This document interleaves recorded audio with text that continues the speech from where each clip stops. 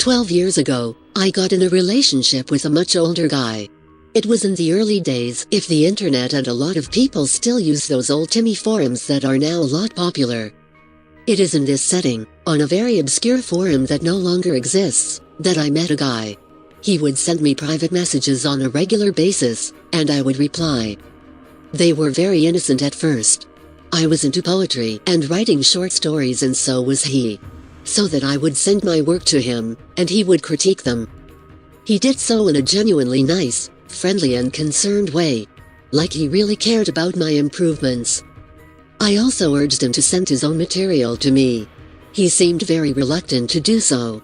When I pressed him, he said, "I am not sure if it's appropriate to your age." I was 14, mind you. And he was 32.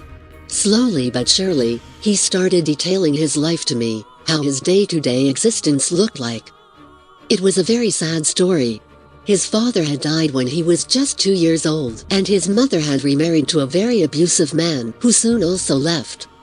A long list of cruel and unusual characters entered his life, a revolving door of uncles his mother would date and be left by. Somehow, he managed to remain an only child. I haven't given the man a name yet. Let's call him Writer. Just Writer. Because writing was his life, and it's writing that we bonded over initially. Writer was lonely for most of his life. At the age of 25 he flew in an import bride who joined him and his mother, but the woman declared after a few unsuccessful attempts at sex, that she was asexual, and therefore. He confided in me, they had not had intercourse for several years. He admitted to me that this made him terribly horny all of the time, and extremely frustrated. But he swore to me that he would behave. He was conflicted telling me these things. But as I also shared my own sad life story, my own abusive upbringing, my very mean mother, and perpetually absent businessman father, he also opened up more and more. It got to a point that little old friendless me considered this 30-something man to be my only friend. And he told me the same thing, that I was his only friend in the whole world. After talking for months and months over private message, we exchanged email addresses. I wasn't even allowed to have an email at the time, but I made one just for him. This made communications easier between us. Email, and later mission for real-time chats. Every morning I would wake up to another letter from him. Sometimes short, sometimes very long and descriptive. Or explicit. Altogether, the letters would have filled several books and made up quite a series. It was therapeutic for me to share the things I shared. And it felt good to be trusted by someone with all of his woes in life, all of his issues and struggles. It was after months of talking that he finally sent me a picture of himself. He had been dreading to do so, he told me, because of his ugliness. And when he sent me, I will admit, he was not a handsome man at all. Despite only being in his early 30s, he was heavily balding with a comb-over. His fashion sense was shit, kind of like my grandfather. Hawaii shirts. Chest hair sticking out. Very obvious man boobs and several shins. He had a large body, large bone structure. Wide shoulders, huge pot belly. He had a pug nose, thick lips and very thick eyebrows. His eyes were strikingly blue, and he had a scar on his cheek from a stabbing by one of his stepfathers. His lower face was covered with a patchy beard, very thick in some areas and very thin in others, growing in a strange pattern. He had a thick mustache with long hairs sticking out unevenly. Some of the pictures he gave me featured him wearing a fedora, which he called the classiest way to hide my baldness. He was expecting me to be disgusted and stop talking to him, he said, but I was already so drawn in by the connection I thought we shared that I would never have stopped talking to him even if he had asked me to. I told him exactly that. That he was special to me, dear to me, and that I would not let go of what we shared for $1 million. He was so touched by it. In retrospect, I can now see how Writer was subtly grooming me. Fishing for pity, going on and on about how ugly and undesirable he was and how his whole life was in shambles. His wife, Michelle, was so mean to him. He told me how she actually hit him at times. What does she do? Like she just slaps you? I asked him. He said he was ashamed to say it and I urged him not to be ashamed. She hurts my dangly bits. He shared, shyly she hits my balls. slaps them, squeezes them. It's so painful and I wanted to stop. She says she does this because she doesn't want kids anyway, and I am too ugly to pass on my ugly genes. So, she hurts me. Oh, what the fuck? What a horrible woman. I was mad at her, enraged by how she mistreated my dear friend. Meanwhile, this is a 6 man and his wife was barely 5 foot tall in heels, as he told me. At no point did I ever get suspicious of his claims, even though I very much should have. Especially when he shared a house with an always present, overbearing mother who surely would have noticed abuse if it went on for years and years. But I believed every word. I pitied him so much. Writer was fat. I wrote that before, but let me just give you an impression of how fat he was exactly. We're talking legit Biggest Loser material. Figuratively and literally as well. He was so obese that he said he had trouble with mobility and he was on disability because of it. He also believed he had a form of autism, but it had gone unnoticed and undiagnosed because he was born in the early 1970s and it was less of a thing back then. At some point he told me he was insecure about his body. I said so was I, that I was sure he must be somewhat attractive, because how else did he get a wife in the first place? There must have once been a spark of attraction? No. He said, she just married me for the green card and stuck around for convenience as her needs were met for the most part. He asked me if I wanted to maybe see his body, so that I could tell him what my thoughts were. I agreed. I didn't really know how to say no at this point. So, he shared his nudes. A surprisingly small, bulbous penis buried in a nest of hair and fat. It looked even tinier when he held it in his huge sausage-fingered hands with hairs covering every huge finger. I was grossed out but told him it was nice. He decided that, since he had shown his body to me, I should now also share mine. Because it would be only fair. Shit. I'm forever ashamed by what I did next, but I actually went to the bathroom. I stripped down to my bra and panties and took pictures of my body, hoping he would be satisfied with this. But when I sent them, he said I was expecting more skin. I didn't exactly, hold back in what I sent you, did I? So you should really return the favor. Now I have always been insecure about my body, and at the time we had been talking for months, I had only just turned 15. I told him about my insecurities and he replied, what better way to get over your insecurities and body issues than to share your naked body with me? You know I would never, ever judge you. So back into the bathroom I went. This time my bra and panties went off.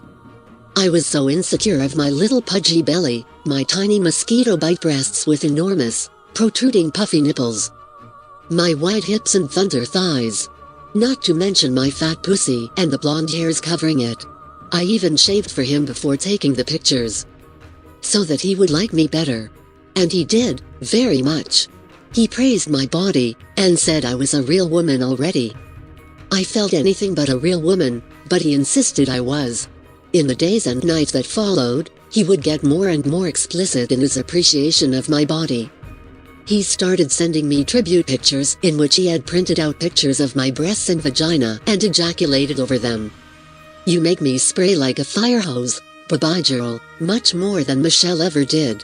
I was disgusted at first, but bit by bit, my disgust evaporated. After all, this is what men and women did, right? Weeks and much sexting later, including some select opportunities we had to have webcam fun, he was in a sad mood. He cried over the genital abuse his wife had put him through, which had been particularly bad. He seemed so sad and broken. He described it very gruesomely and explicitly. 12 years later I know that he probably got off on this sort of thing, on describing to me his pains and talking about his junk being abused.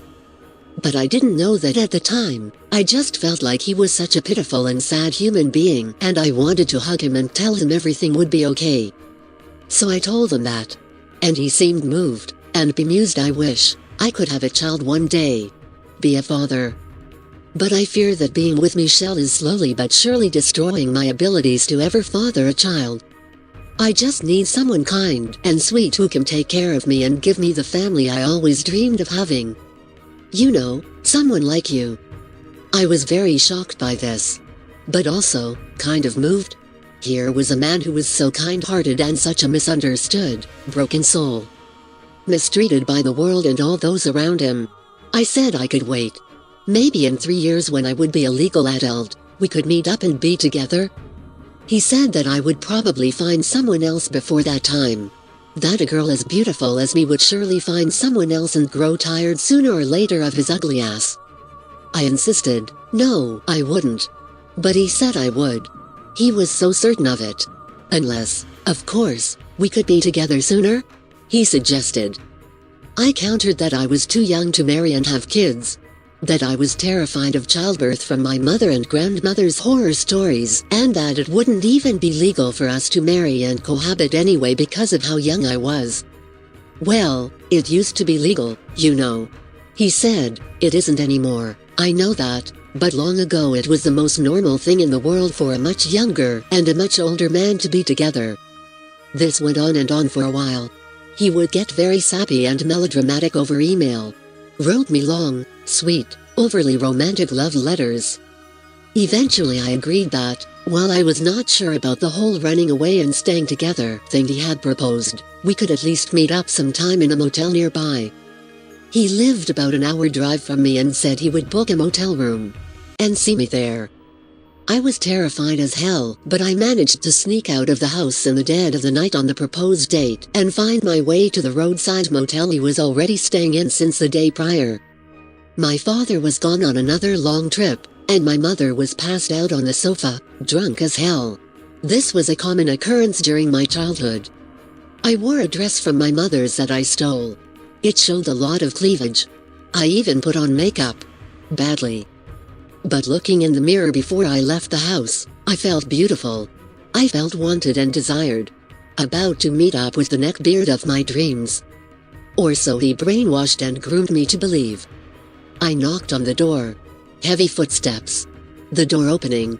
His huge, heavily breathing figure looming over me in the doorframe. He smelled like aftershave and mouthwash. He had shaved for the occasion, no beard, only his unruly mustache, which was now a bit more groomed. He wore a white button-down shirt and had what little hairs he had on top of his head combed to the side. "I'm so happy you made it," he said in a bit of a hushed voice. "I was afraid you wouldn't be able to make it. You can't imagine the shit I had to go through with Michelle and Mother to even be here." I told them this was some convention. He gave me a fat wink. He looked around. Left. Right. Then he closed the door of the apartment quickly. He stretched out his huge arms for a hug. I gave him one. He wrapped his arms around me. I felt safe for only a second or 10. After that I noticed his huge ham hands started trailing the bones of my spine down to my butt. He tried to wriggle my way out of his crushing embrace but I couldn't. He wrestled his fingers underneath my panties and cupped my entire left butt cheek in one gigantic hand. Nice. He moaned. "Let's just chat a bit?" I nervously suggested, still trying to get away. "No, let's no," he said. "I cannot not now, not after all these years of frustration and loneliness. Tonight is a night for passion. Tonight is a night for you and me." He was breathing very heavily now, as if the act of groping my ass was already wearing him out. I could finally smell something much fouler on his breath, something no amount of Listerine could wash away. A smell of death. Rotting teeth. They were so yellow and gross up close. "Please no," I said. But he pushed me on the bed with surprising strength. In one move, he ripped my entire dress off my body. Seconds later my bra and panties came off, ripped to shreds by the gigantic fat neckbeard. I covered my breasts with my hands but he moved my hands away effortlessly and started sucking on my left nipple. Hard. I started kicking him at this point, yelling "Stop, stop." He began to bite down. Hard. I started screaming. What happens next is a bit of a blur. But I remember kicking him the groin repeatedly as his teeth drew blood. He was grinning like a madman. I kicked harder and harder. He moaned with a mixture of pleasure and pain, as I screamed harder and harder. Suddenly the room was light. I heard loud knocks. Footsteps. Many arms grabbed him and pulled him off me. I was crying so hard and in shock. My chest was covered in blood. I passed out at this point. A group of footballers from a neighboring room had heard my screams and come to my rescue, kicking in the door and wrestling the neckbeard monster down. I woke up in the hospital. The doctor told my nipple had been torn clean off. He had been able to restore it, but I would always have scars, which over the years would become less noticeable. He told me my mother and grandmother were there. My father was on his way from Dallas. If I was ready to see them? The aftermath was long and painful. But Ryder was arrested. Me and my family pressed charges for aggravated assault, torture, attempted rape and statutory rape. Grooming a minor. Anything we could slap on him. Turns out he really was married. During the case he got a divorce. He was sentenced harshly. As I write this, Ryder is still in jail and will be for the next decade or so. He has written me several letters since. I burned the last one, unopened, 2 years ago. After that, nothing.